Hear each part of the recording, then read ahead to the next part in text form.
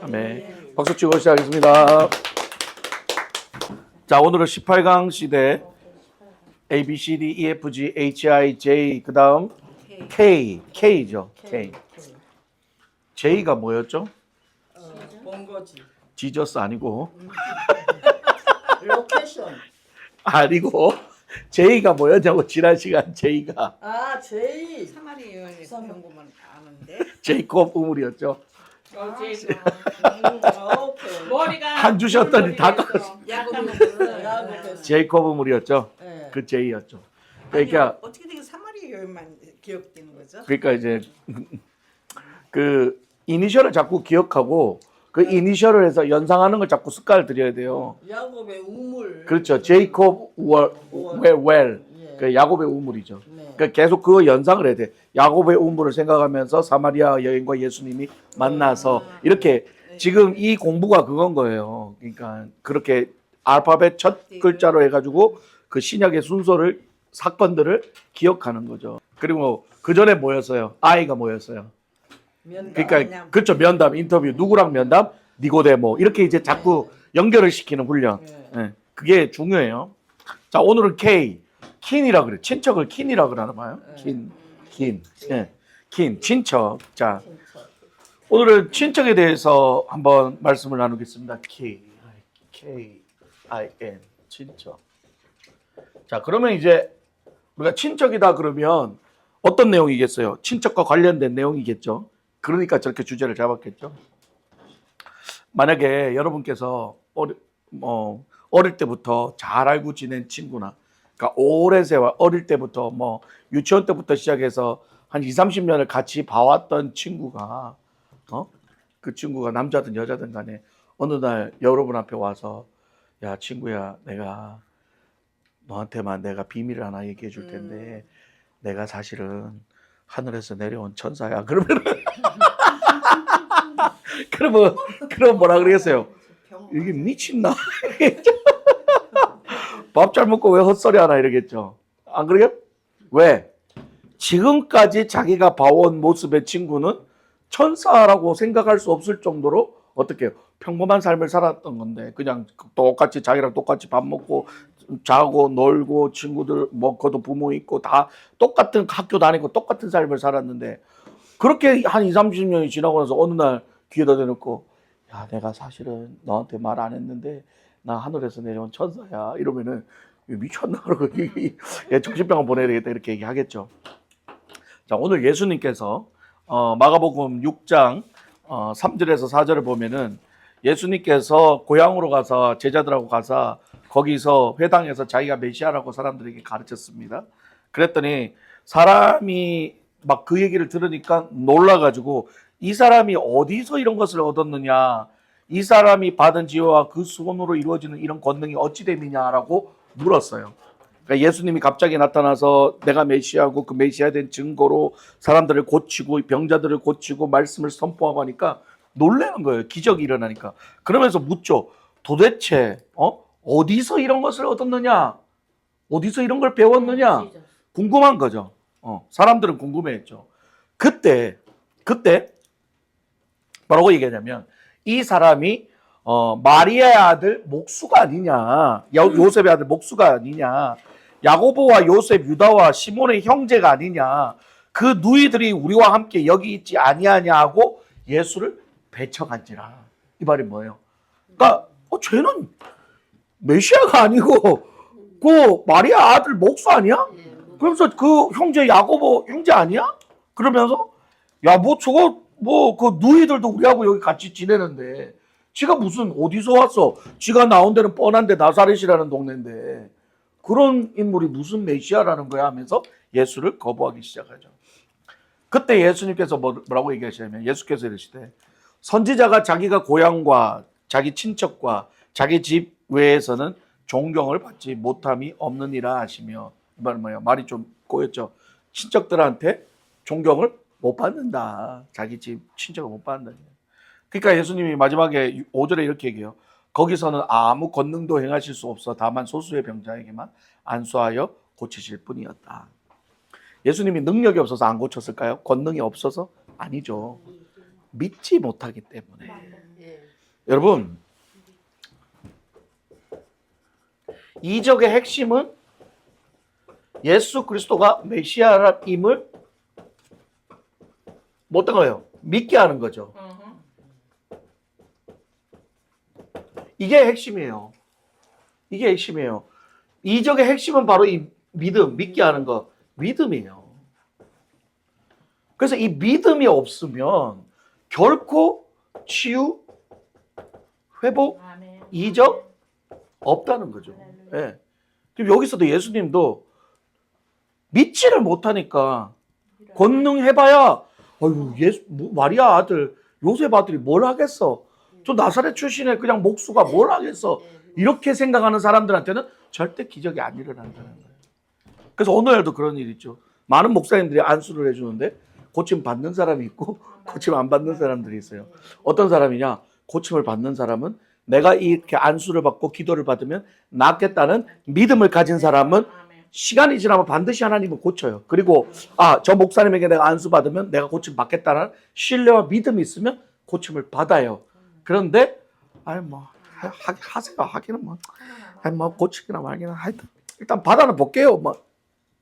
절대 못 고쳐. 절대 없어요. 그거는. 예. 그럼 예수 믿는 것도 마찬가지죠. 제가 얘기했잖아요. 예수님 날 믿게 해보세요라는 마인드를 갖고 있으면 믿음이 생길까요? 절대 안 생겨요. 제가 그랬잖아요. 우리의 감정적, 지적 의지의 동의. 내가 예수님을 믿겠습니다. 예수님을 구주로 시인하겠습니다라는 우리의 지적 동의와 입술로의 고백이 있을 때 성령이 임해서 우리에게 뭐가 생긴다? 믿음이 생긴다. 네. 그게 중요한 거예요. 그래서 요한복음 7장 5절에 보면은 요한복음 7장 5절에 보면은 뭐라고 하냐면은 그 형제들도 예수를 믿지 않는다는 거예요. 그러면 예수가 메시아라고 믿는 건 누구만 있었어요? 요셉하고 마리아만 있었던 거예요. 왜냐하면 자신들은 겪었으니까. 자신의 씨로 나온 것도 아니고 성령으로 잉태하는 거 마리아는 직접 몸으로 겪었으니까 예수를 메시아라고 믿지만 그 다음에 낳은 그 형제들 진짜 인간의 그 씨로 낳은 형제들은 자기 형제가 메시아라고 부모가 아무 말 얘기해줘도 믿지를 못해요. 같이 치주고 먹고 싸우고 자랐으니까 안 되는 거죠. 예수님은 하나님의 아들, 예수님은 하나님의 아들로 메시아로 이 땅에 오셨어요. 이 땅에 오셨어요. 가장 가까운 친척들과 고향 사람들은 그런데 예수님을 메시아로 받아들이지 못했다는 거예요. 왜 그랬을까요? 왜 그 사람들은 받아들이지 못했을까요? 자, 그 당시 상황을 이해하면 쉬워요. 첫 번째, 그 당시 사람들, 메시아의 관점, 유대인들의 메시아의 관점은 늘 어떻게 해요? 제가 늘 말씀드리지만 누구와 같은? 다윗과 같은 어떤 존재? 왕 같은 존재. 예. 또 누구요? 모세와 같은 탁월한 리더십. 자, 이 모든 걸 갖추고 이 땅에 와서 누구를 구원해 줘야 돼요? 유대인을 구원해 줘야 돼요. 누구에게 갇힌? 로마의 압제의 식민지에서 구원해 주는 거예요. 그들이 바라는 메시아상은 바로 이런 관점이죠. 그들이 바라는 이거예요. 힘 있고 능력 있고 내려와서 강한 로마 군대를 다 물리치고 유대인을 머리로 올리는 그 능력의 메시아를 기다리고 있었던 거죠. 네. 그러니까 그들의 사상은 이미 메시아에 대한 생각이 어떻게 돼요? 고착이 딱 돼 있죠. 고착이 딱 돼 있다는 거예요. 이 고착이라는 말이 무서운 거예요. 한번 딱 이게 세뇌. 브레인워시. 네. 세뇌 딱 되면 요즘 말로 하면 뭐예요? 가스라이팅. 요즘 이 말 많이 쓰죠. 가스라이팅이란 말 많이 쓰죠. 한번 이렇게 딱 고정으로 갇히면 거기서 벗어나지를 못해요. 왜 사람들이 이단에 빠진 줄 알아요? 이단의 사상이 한번 딱 세뇌가 되고 브레인워시가 되잖아요. 누가 무슨 얘기를 해도 안 들려요. 절대 안 들어요. 신천지에 빠진 사람들 그래서 못 빠져나오는 거예요. 아무리 진리의 말을 얘기해줘도, 아무리 신천지가 잘못된 모든 것들, 이만희는 예수가 아니라고 얘기해줘도 한번 딱 세뇌되는 순간 이거는 고칠 수가 없다. 진짜 고칠 수가 없다. 그러니까 그 안에서 의사고 판사고 아무리 지적 엘리트들도 한번 이렇게 세뇌가 되는 순간 이걸 바꾸기가 힘들다는 거예요. 이게 무서운 거죠. 이 유대인들에게는 이 메시아 관점, 이 다윗 왕과 모세와 같은 힘 있고 능력 있는 메시아라는 관점이 빡 잡혀버리니까 나사렛이라는 이 시골 동네에서 촌뜨기로 자란 예수를 메시아로 인정을 안 한다는 거예요. 왜? 자라면서 계속 같이 봤는데 쟤가 무슨 메시아야? 내가 천사야. 또라이 아니야. 그러니까 메시아에 대한 기대심이 다르기 때문에 예수님이 아무리 메시아라고 얘기를 해도 믿지 못한다. 그러나 예수님은 또한 예수님 또 뭐라 그래요? 예수님은 맨날 가난한 사람, 불쌍한 사람하고 댕기고 맨날 회개하라, 천국이 가까웠다 이 소리만 하지 막 힘을 가지고 막 물리치고 이런 거 안 하시잖아요. 늘 어떻게 보면 좀 쭈구리처럼 연약하고 소외된 자들하고 우우 해가지고 돌아다니니까 저 동네 거지들 왕이네 뭐 이런 소리들만 하는 거죠. 거지들 왕이네 이런 소리를 하는 거죠. 그러니까 자기들이 기대했던 메시아상과 너무 다른 거죠. 여러분, 자기의 고정관념을 깰 때 진정한 진리가 보입니다. 아멘. 내 자아가 깨져야 영적인 눈이 뜨이는 거예요. 내 자아가 깨져야 예수가 보이는 거예요. 내 자아가 깨져야 사랑의 눈으로 사람을 볼 수 있는 거예요. 그러니까 이미 우리의 고척된 그 내 선입견과 내 생각이 가득 차 있을 때는 절대 남의 얘기 안 들립니다. 맨날 좋은 소리 격언해줘도 알았어 한 귀로 듣고 한 귀로 올려. 그리고 다음엔 또 내가 하고 싶은 대로 내가 하고 싶은 대로 살아가는 거예요. 오늘 많은 사람들이 자기 생각에 고착된 사람이 너무 많아요. 이분 신앙생활을 하는 사람들도 자기의 고정된 생각을 벗어나지를 못해요. 한번 꽂히면 절대 안 잊어버리고 그 생각만 계속. 사도 바울이 어땠어요? 사울일 때 자기의 고정관념은 뭐였어요? 예수 그리스도를 믿는 이단들을 다 잡아 죽이는 게 하나님께 영광 돌리는 거라죠. 그래서 목숨 걸고 잡아 죽이려고 돌아다녔죠. 눈에 불을 켜고. 여러분, 예수 믿는 사람 잡아들이려고 돌아다니는 무슨 그 추노 잡듯이 그렇게 잡으러 돌아다니는 일이 율법에 있는 일이에요? 아니면 그가 그렇게 로마의 시민권에 그렇게 여러 개의 언어를 쓰면서 공부를 하고 그 모든 것들을 그렇게 힘들게 유대인의 지도자까지 된 사람이, 율법학자인 사람이 지금 하는 짓이라고는 자기의 그 고정된 그 관념과 선입견으로 사람 잡아 죽이는 일만 하고 있는 거예요. 잡아 죽여. 그리고는 어떻게 해요? 주를 위해 했다. 주를 위해 했다. 이스라엘의 그죠? 지도자 누구였죠? 빛나데, 요가 아니고 빛나데. 그 수많은 사람들을 죽이고도 죄책감 하나 없이 하나님께 영광 돌리고, 그들은 그게 영광인 거죠. 세뇌가 그렇게 무서워. 네. 지금 한국도 보세요. 정광훈 목사한테 세뇌당한 사람들은 전부 다 죽여야 된다고. 다 죽여야 된다고. 그러니까 사람이 이 세뇌당하는 게 이렇게 무서운 거예요. 종교가 이렇게 무서운 거예요. 예. 계속 말을 반복해서 들으면 세뇌가 되는 거예요. 그러니까 이게 참 무서운 거예요. 이 유대인들의 이 고정관념, 이걸 깨지 못해서 결국 예수를 십자가에 못 박아 죽인 거죠. 왜? 은혜를 체험하고 이적을 보고 예수님의 오병이의 기적이고 모든 기적을 다 보면서 체험하고 그 당시에는 메시아 아닐까라고 생각을 했지만 결국 예수가 십자가에 잡혀가 버리니까, 로마에 잡혀가 버리니까 그 순간 어떻게 돼요? 저건 우리가 생각했던 예수 아니었네. 그러면서 버려버리는 거죠. 신앙도 마찬가지예요, 여러분. 진정한 신앙은요, 내 것을 버리고 내 자아를 죽일 때 진짜 신앙이 되는데, 내 것을 버리지 못하는 사람은 나한테 해가 오고 나한테 어떤 고난이 오고 나한테 뭔가 자존심을 상하게 하고 하면요, 예수고 뭐 성도고 뭐 다 버려요. 내 이놈 그 교회 내가 교회 여기 교회 옆밖에 없는 줄 아나? 그러면서 딴 데 교회 간다고 이제 나가버리는 거예요. 예, 인정해 주지 않는다. 결국은 뭐예요? 자신의 고정관념 자아를 버리지 못하기 때문에 예수조차도 자신의 종교를 위한 도구로밖에 쓰지 못한다. 그게 참 이 유대인들의 문제였어요. 두 번째는 뭐냐면 나사렛 출신이라는 예, 촌동네 말 그대로 예. 이게 문제였어요. 제가 설교했었죠. 예수님이 어디서 태어났나? 베들레헴 그 작은 도시. 말씀을 이루려고 거기서 태어났고 하나님은 그 사람들이 외면하고 돌보지 않는 그 작은 시골 도시에서 예수님이 태어나서 이 전체를 구원하는 약한 자를 들어 강한 자를 부끄럽게 하는 하나님의 계획이 거기 들어있음에도 불구하고 예수 그리스도 하나님을 믿지 않는 사람들은 눈에 보이는 거대한 화려한 것만 보는 거죠. 그러니까 예수가 이 나사렛이라는 이 시골 동네에서 자라고 출신했다는 것만으로도 이 사람들은 예수를 메시아로 인정하지 않는다는 거죠. 이 나사렛은 작은 동네뿐만 아니라 되게 동네 중에서도 안 좋은 동네로 취급당해요.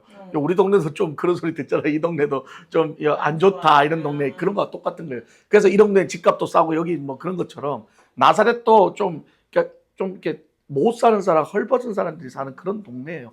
그래서 나사렛 출신이다 그러면은 이렇게 인정을 안 해줘. 아유, 촌동네에서 뭘 하겠어 이래요. 그래서 이런 말 하잖아요. 요한복음 1장 46절에 나사렛에서 무슨 선한 것이 날 수 있느냐라는 말이 거기서 나온 거예요. 네. 그러니까 사람들은 자신들이 기대했던 메시아가 최소한 로마, 이스라엘, 대도시 수도에 정말 능력 있고 좋은 집안 가문에서 태어날 줄 알았는데 이건 나사렛 진짜 남들이 가기 싫어하는 그런 저급한 동네에 목수의 아들로 태어났으니 예수를 인정할 수 있겠냐는 거죠. 인정할 수 없는 거예요. 그게 또 어떤 의미가 있냐면 사람들은 오늘날 사람들은 외모와 지위와 돈과 이런 걸로 사람을 판단을 너무 많이 하는 거예요. 아, 저 사람이 돈 좀 있고 좋은 차 타고 좋은 집 살면 좀 교양 있는 것처럼 보이고 오히려 가난하고 허른 차 타고 이렇게 작은 집에 뭐 월세방 살면 저 사람은 되게 이렇게 낮게 보는 그런 세상의 가치관에 눈이 있다는 거죠. 세상의 눈은 가치가 부, 명예, 화려함 뭐 이런 거에 눈의 가치가 정해져 있어요. 그러니까 세상에는 어떻게 해요? 어떻게 해서든지 명품 사고 어떻게 해서든지 비싼 옷 입고 좋은 차 타고 좋은 집 살면서 해야 사람들한테 뭔가 이렇게 자랑할 수 있고 어깨 이렇게 우쓱 할 수 있는 거죠. 네. 제가 지난주 막 너무 설교를 무리해서 했더니만 목이 다 쉬어가지고 어제부터 막 몸이 좀 안 좋았어. 목도 쉬고 막 이해해 주세요. 지금 목이 조금 안 좋아요. 그런데 오늘 한국 사회 보세요. 뭐 다른 데보다 미국보다 한국이 더 심해. 한국은 월세방 살면서 또 외제차 타고 다녀야 돼요. 그걸 요즘 신종용어로 뭐냐 카푸어라고 그러죠. 카푸어. 집은 월세 내고 살면서 차는 막 뭐 1억짜리 타고 다니는 거예요. 명품들. 집보다 명품 뭐 오리지널 들고 다니면 또 다행인 게 한국은 짝퉁의 천국이잖아. 누가 진짜인지 가짜인지 구분도 안 가. 그래서 진짜 부자들은 한국 사람들이 많이 들고 다니는 명품 자체를 안 들고 다니는데 쪽팔렸어. 자기도 짝퉁이라고 취급당할까봐. 그 단계로 올라가는 거예요. 뭐 에르메스, 뭐 동메드, 루이비통, 구찌 뭐 이런 거 안 써요. 그 돈 많은 사람 아예 쓰지를 안 해. 워낙 짝퉁이 많으니까. 그러니까 뭐라도 병품 하나 들어야 되고 차 좋은 차 들어야 내가 뭔가 사람들한테 이렇게 그래도 이렇게 어깨 피고 그게 뭐가 중요해. 정작 자기가 가지고 있는 본질 아무것도 없는 빈 깡통인데. 그러니까 자꾸 사회에 그런 외모 지상주의, 그런 부지상주의 그런 것들이 만연하다 보니까 젊은 사람들의 인식이 뭐냐? 일단 잘나고 보자. 일단 돈 많고 보자. 그 생각밖에 없는 거예요. 그러니까 뭐냐? 하나님의 그 뭐랄까요? 진리가 깨진 거예요. 진리의 말씀. 하나님이 뭐라고 했어요? 심지 않은 자는 거두지도 말라 그랬죠. 다시 말해 뭐야? 노력하고 수고해서 돈을 벌고 재물을 모으고 그렇게 해서 살아야 되는데 오늘날 젊은이들은 어떻게 해요? 그렇게 안 하죠. 한 방에 뜨는 것만 맨날 로또 사고 우리 정 의사님 잘 아시겠죠? 맨날 로또 사고 언젠가 한 방 터진다. 절대 안 터지지만 맨날 그 생각 가지고 30억. 로또 살 돈 가지고 모았으면 차라리 그 돈 모았으면 오히려 뭐라도 했지. 두 번째 젊은이들 가수, 연예인 되려는 거야. 스타 되고 싶어. 어떻게든지 한 번만 잘 되면, 한 번만 뜨면 인생 역전이다 생각해서 어떻게 해서든지 막 운동하고 성형수술하고 몸매 갖고 이래가지고 오디션 발탁돼서 뭔가 해보려고 죽으라고 그것만 하는 거예요. 네. 물론 그것도 노력이라고 할 수는 있잖아요. 그러나 너도 나도 다 얼굴 다 뜯어보지. 똑같더라고. 한국은 다 그 얼굴이 그 얼굴 같아. 좀 뭐 다 이건희 얼굴 같아. 김건희 얼굴 같아. 그 수술이 표본인가 봐. 조금 비슷해 얼굴이. 예? 그러니까 그런 어떤 외모 지상주의가 사람들로 하여금 자꾸 눈에 보이는 거칠에만 만드는. 그러니까 열심히 일도 안 하려고 노력도 안 해요. 그냥 어떻게든지 한방 뜨는 거. 그러니까 일도 하찮은 일은 하지 않아. 어떻게 해서든지 뭐 돈 적게 받아도 좀 럭셔리한 잡 구하는 거죠. 그러니까 제가 미국 와서 참 처음 2006년도에 미국 와서 충격받은 게 누가 저한테 밥을 사주셨어요. 캘리포니아 가면은 부에나파크에 조선옥이라는 식당이 있어요. 그 한국 식당인데 좀 고급 조선. 거기에 이제 불갈비, 이 불갈비가 맛있어요. 이게 물 부어서 하는 육수 불갈비가 맛있는데 그걸 사주셨는데 거기서 이제 웨이터 아주머니들이 이렇게 한복 입고 이렇게 서빙하잖아요. 물 부어주고 막 이러면서 이제 밥을 먹고 뭐 이렇게 하고 이제 가는데 그때가 제가 좀 늦게 갔거든요. 이제 퇴근할 시간쯤 돼서 마감하고 저도 이제 퇴근하고 거기 직원들도 같이 다 퇴근하는데 이제 나는 이제 나가지고 내 똥차 타러 딱 가는데 그 웨이트레스 아줌마가 딱 가더니 벤츠 문 딱 이러고 딱 타고 가는 거예요. 벤츠를 타고 딱 가는 거예요. 내가 옆에 밥 사주신 분한테 아니 미국은 웨이트레스가 벤츠 타고 다녀 이랬다. 그랬더니 하는 말이 뭐냐. 그때는 전도사님 저분이 얼마 버시는지 아세요? 그래서요. 아니 뭐 웨이트레스가 뭐 보라고 얼마 벌겠어요? 그랬더니 상상을 초월합니다. 그러면 매출이 크고 팁이 많으니까 기본 월급 플러스 팁이 많아서 웬만한 사람들보다 뭐 한 7, 8천씩 이렇게 번다 하더라고요. 월에. 그러니까 무시 못하는 거예요. 그러면 만약에 한국적 마인드라면 그 웨이트레스가 내가 쪽팔리게 거기서 사람들 이거 하겠어. 그렇지 않는 거예요. 실속이 중요한 거야. 남들이 뭐 웨이트레스를 하기나 말기나 내가 8,000불 벌고 난 벤츠 타고 다니는데. 네. 만약에 반대로 고급 일을 하면서 막 이렇게 비싼 것처럼 하고 나중에 집에 가서 주차장에 멀리 차 대놓고 똥차 타고 멀리 가면 뭐가 사실 더 실속 있는 거예요. 이 웨이트레스가 실속. 미국은 그런 게 참 고마운 거예요. 네. 상관없어. 청소를 하든 뭐 가게 뭐를 보든 그걸 가지고 뭘 하는 사람도 없어. 미국은 그냥 다 똑같은 거야. 청소하는 사람도 집 가면 자기 집 있고 청소하는 사람도 좋은 차 타는 거고 오히려 또 반대로 부자인 사람인데 막 30년 된 코로나 이런 거 막 달달달 끌고 다녀. 저 양반은 돈이 저렇게 많으면서 상관이 없는 거야. 다시 말하면 이 가치의 기준이 다르다는 거야. 예. 돈의 가치의 기준도 다르고 생각하는 것도 다른 거예요. 그러니까 우리 예수 믿는 사람들은 뭐가 달라야 된다? 이 가치가 달라야 된다. 이게 바로 예수 그리스도를 믿는 믿음의 가치가 달라져야 돼. 유대인들이 만약에 그 가치가 달라졌다면 예수를 인정했겠죠. 그러나 그 가치가 달라지지 않기 때문에 예수를 메시아로 인정을 못했다는 거예요. 그리고 세 번째 뭐가 있냐면은 익숙함이에요. 자, 이것도 무시 못하는 거죠. 여러분 익숙함이 뭘까요? 익숙함이 사전적 정의가 뭐냐면은 반복적으로 경험하거나 접하게 될 때 느끼는 감정이라는 거죠. 이제 익숙함의 장점이 뭐냐면은 심리학에서는 뭐라면 노출 효과라고 얘기하는데요. 노출 효과는 사람들에게 특정 대상에게 자주 접할수록 그 대상을 긍정적으로 생각한다는 거예요. 그러니까 광고가 이제 그런 효과인 거죠. 여러분 그냥 광고가 계속 좀 이렇게 좋게 계속 나오잖아요. 그러면 괜찮지. 뭐 그냥 아무 생각 없이 좋게 느껴지는 그런 거예요. 한국 사람들이 주로 그러죠.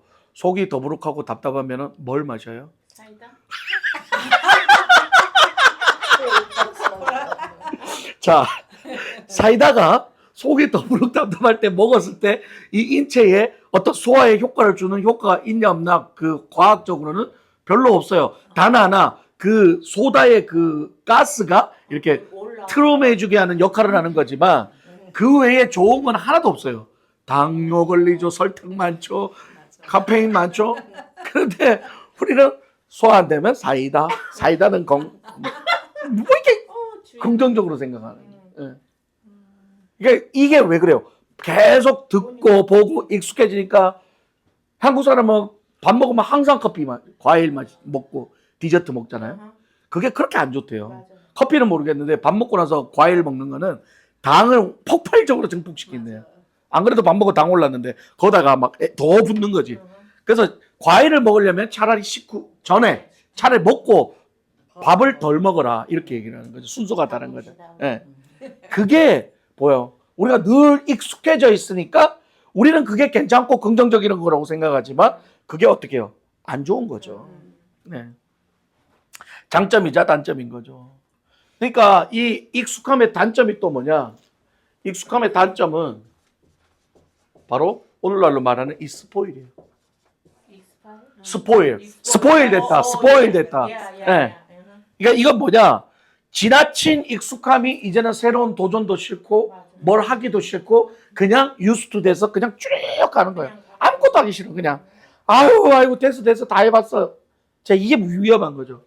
그러니까 이 익숙함에 의존하니까 새로운 것 시도하는 거나 뭔가 변경하는 거 이런 것도 싫은 거예요. 그러니까 이게 뭐냐? 결국 스포일이고 이 편안함의 함정이라는 거죠. 이 편안함이 참 무서운 거예요. 편안함이 좋은 거죠. 그렇죠? 마음이 편안하고 육체도 편안하고 편안함 좋은 건데 너무 편안한 거에 의존을 해버리면 아무것도 하기 싫어지는 거예요. 그러면 이 예수님의 친척들은 늘 마리아의 아들 몫으로 예수님을 생각하고 있었고 그게 편안했던 거예요. 예수님의 형제들은 늘 내 동생, 내 형님 그걸로 편안했지 그를 메시아라고 볼 수 없었다는 거죠. 그래서 그 형제들은 메시아라고 못 보는 게 아무리 메시아라고 얘기해도 왜? 먼저 그냥 형제로 지냈던 익숙함이 더 크기 때문에 그걸 고정관념을 바꾸기가 싫은 거예요. 네. 오늘도 마찬가지예요. 신앙생활도 가장 조심해야 될 게 뭐예요? 이 스포일, 익숙함이에요. 네.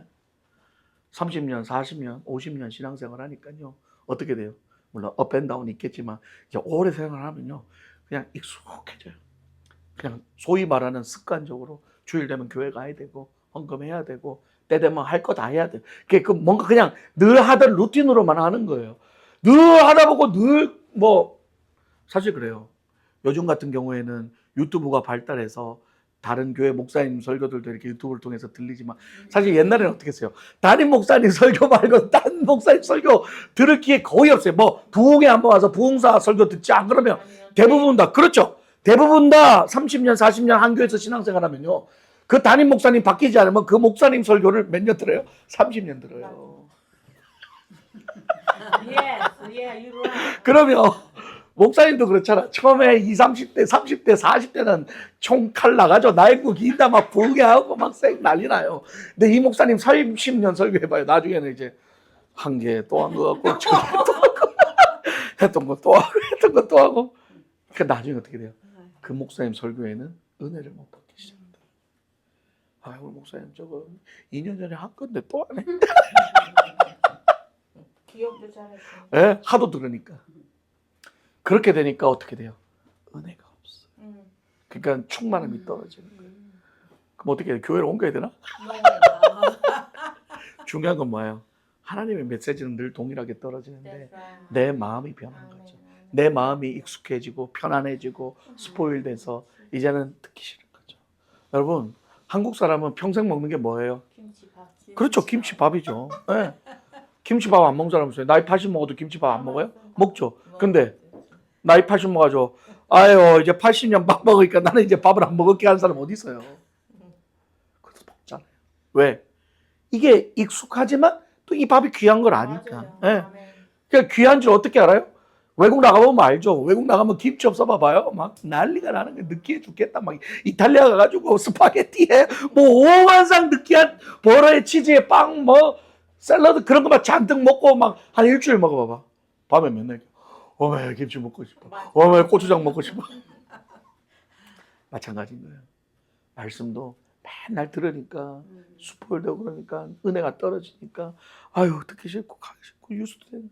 근데 이게 귀하다고 생각하고 자꾸 마음을 바꾸고 또 맞아. 그때. 진짜야. 그래서 제가 뭐래요? 날마다 말씀을 통해서 성령의 충만함을 받아서 새로워져야 된다는 거야. 할렐루야. 그래야 익숙함이 좀 사라지지. 안 그러면 유스트돼서 스포일 돼버린 거예요. 그러니까 똑같이 예수님을 메시아로 인정하는 거예요. 나중에 진짜 그래요. 예수님이 날 왜 죽었다 가시긴 하는데 잘 모르겠고. 네. 왜? 마음이 무뎌지니까. 그 단계까지 가면 안 된다는 거죠. 그래서 익숙함이 스포일로 이어지고 이 스포일이 예배 신앙 생활에 적용이 되기 시작하면 결국 어떻게 돼요? 신앙도 떨어지고 나중에는 구원의 믿음의 확신까지 떨어집니다. 이게 무서운 거죠. 점점 쌓여가지고 나중에 그렇게 돼버려요. 그래서 우리는 날마다 어떻게? 뭐가 있어야 된다? 이 성령의 충만함이 날마다 있어야 된다. 매일. 예. 안 그러면 어떻게 될지 모른다는 거예요. 우리도 실컷 예수 잘 믿고 마지막에 유대인들처럼 예수를 못 박아라, 예수를 죽여라 할 수 있다는 거예요. 여러분 이거 꼭 기억하셔야 돼요. 예수님의 가족들도 처음에 믿지 않았지만 나중에 어떻게 돼요? 성령이 임하고 나서 야고보와 그 형제들이 다 예수를 전하는 증인이 됐잖아요. 진짜 성령의 충만함과 성령을 받는 순간 우리는 영적인 눈이 뜨여져서 예수가 메시아임을 보게 된다는 거예요. 할렐루야. 여러분 성령 충만해야 예수님 믿어지는 거예요. 예수님 믿어지는 거예요. 그러니까 우리는 날마다 우리 자신을 점검해야 되는 게 뭐냐? 나는 예수님을 내 어떤 인간적 기대와 기준에 맞추어서 어떤 예수 믿는 것을 수단으로 삼고 있지는 않나. 꼭 이걸 기억해야 되고. 두 번째는 너무 익숙하거나 이 평범의 이 삶 속에서 감사와 하나님의 뜻을 얼마나 찾고 살아가느냐를 우리 기억해야 돼요. 사실 이민생활이 거의 반복이고 똑같잖아요. 그죠? 눈 뜨면 일하러 가야 되고 밤에 끝나면 좋아서 씻고 또 자고 또 우리 권사님들 여자분들은 또 하나 더 있잖아요. 남편 밥 챙기고 집안 정리해야 되고 살림해야 되고 가끔 쇼핑 한번 나가고 가끔 코스코 장보러 한번 가고 그거 외에 뭐가 더 있어요. 물론 가끔 이제 여행 한 번씩 가지만 또 여행 가는 사람도 많지 않아요. 정말 그냥 계속 일만 하고 그렇게 일상을 살아가는 사람들도 많단 말이에요. 네, 뭐가 있어요? 그럼 우리가 그러한 유스트된 일상의 삶 속에서 그냥 계속 무료하게 이렇게 익숙하게만 살아가면 모든 것이 다 떨어지게 돼 있다. 그러나 성령의 충만함을 날마다 받으면 그러한 익숙한 삶 속에서도 우리가 감사를 찾아갈 수 있다는 거죠. 아침에 눈 뜨게 해주시면 감사합니다. 멀쩡하게 걸어가게 해주시면 감사합니다. 할렐루야. 입맛 돌아서 맛있게 잘 먹게 해주시면 감사합니다. 잠 잘 잘 수 있게 해주시면 감사합니다. 할렐루야. 대소변 잘 보게 해주시는 것도 감사. 나는 한 가지 더 들었어요. 뭐 들었어요? 닭밥 줘야지. 닭밥 주는 거 감사. 예.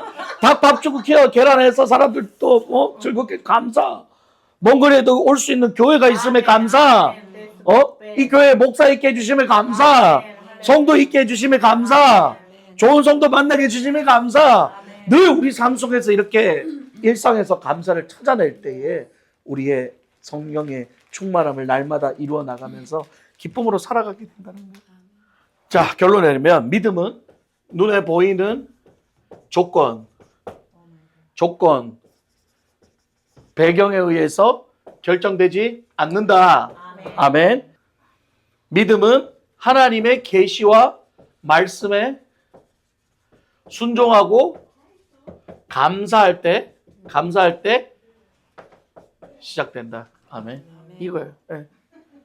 그때부터 시작되는 거예요.